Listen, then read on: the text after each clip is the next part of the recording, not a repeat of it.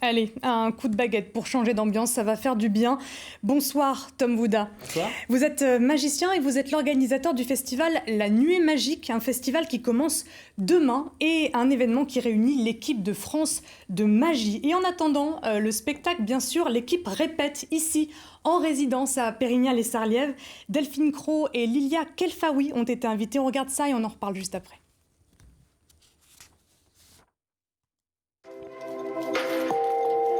De la poésie mêlée à la magie. Cette baguette lumineuse virevolte seule dans les airs. Jeu de scène, expression corporelle, technique, sa démonstration est scrutée par des magiciens de renom.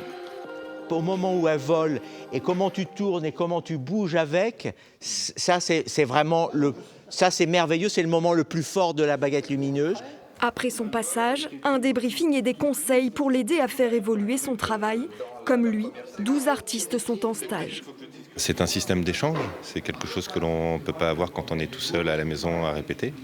On travaille dans les conditions réelles et surtout on a nos coachs pour nous aider à avancer, voir les petits détails auxquels on ne pense pas.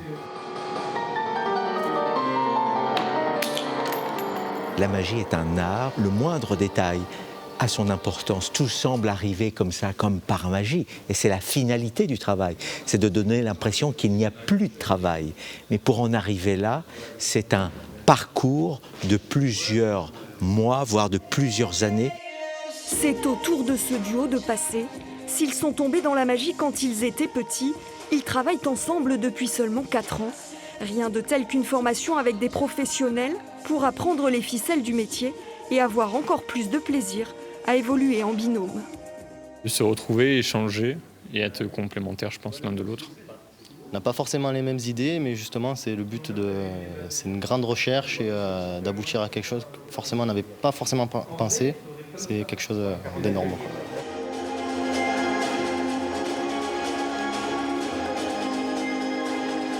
Joie, surprise, éclat de rire, ces magiciens travaillent dur pour jouer parfaitement avec toutes les émotions de leur public. On vient de le voir, Tom Wouda. Les répétitions s'enchaînent. C'est un grand événement pour vous, on imagine.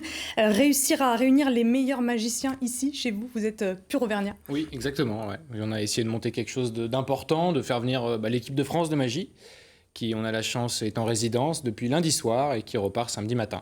Combien de temps ça a pris pour organiser tout ça ? 6 mois, 1 an. Au début, on y pense en sortant de la douche et après, on se dit on va foncer là-dedans. Mais justement, comment vous est venue cette idée ?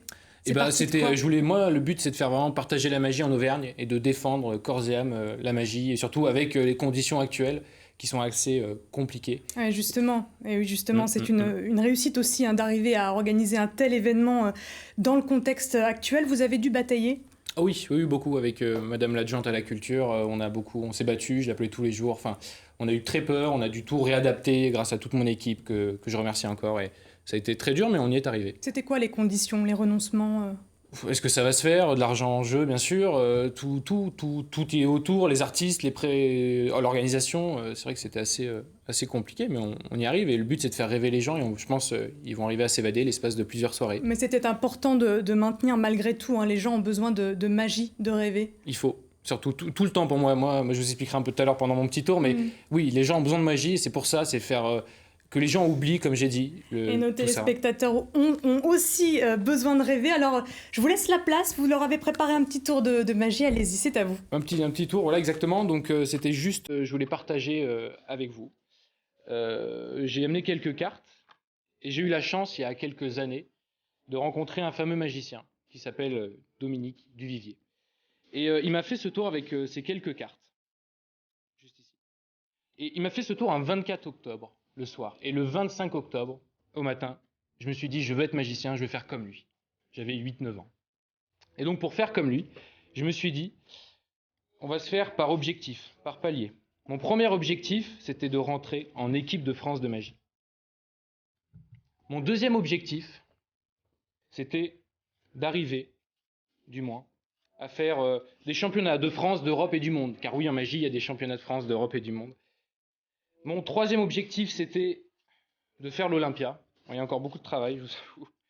Et enfin, mon dernier objectif, et pas des moindres, c'est arriver à vous faire rêver. Chacun d'entre vous. En me levant le matin, je travaille pour ça. Mais vous savez, quand on a ce rêve de devenir magicien, c'est un petit peu compliqué, on ne sait pas bien où aller. C'est un petit peu flou. Mais tout ce qu'il faut, c'est y croire très très très très fort. Et ne pas se laisser abattre. Le travail et le travail. Et là, plus que de la magie, regardez bien, ça devient la réalité. Ça marche aussi comme ça. Pour moi, la vie est un défi à relever, une aventure à tenter, et surtout un bonheur à méditer. J'aimerais juste vous laisser sur une dernière chose. Croyez en vos rêves et ne laissez personne vous dicter ce que vous devez faire. Voilà. Merci Tom Houda pour Merci à vous. ce moment d'évasion. Merci pour nos téléspectateurs. Avec Je rappelle que le festival La Nuée Magique commence demain et c'est Oui. jusqu'au 30 octobre. Exactement. Et il reste des places. Quelques places.